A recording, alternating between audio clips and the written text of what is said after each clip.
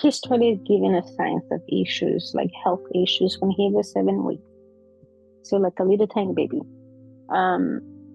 Originally, when we were in the hospital, and I was in labor, when he was born, he had some spots throughout his body. So they said, well, we're concerned about those. It might be something, or it might be nothing. So, at that point, we're like, okay, whatever.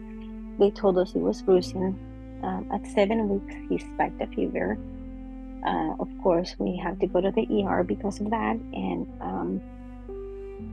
they admitted us.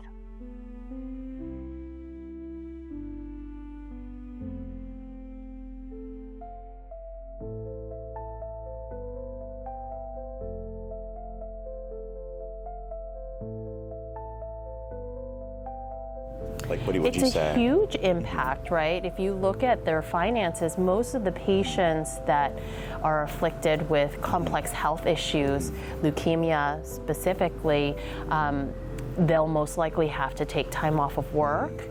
Most people don't have a ton of money saved up that would allow them to relocate, pay maybe double rent or double bills. They're having to leave their families and all of their support that they might have to leave behind. If the treatment requires support from their families, then they also will need to relocate. There's a lot of costs involved with that as well.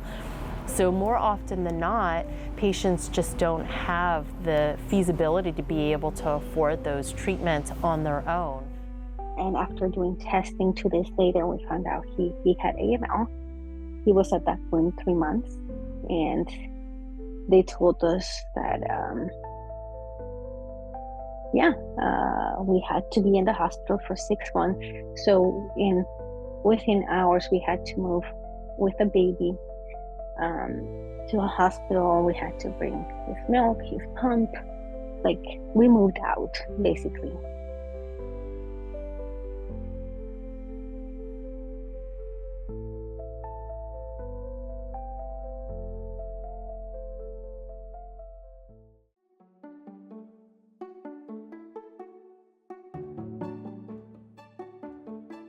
Yeah, just yesterday, like I've shared with you, we got to come home, or home away from home. The battle is not over. We're still having to have him recover. And of course, now we're stressed because we know what happens. This thing can come back. And I don't know if we'll be lucky enough to get through a third battle. So, quite long story in a nutshell.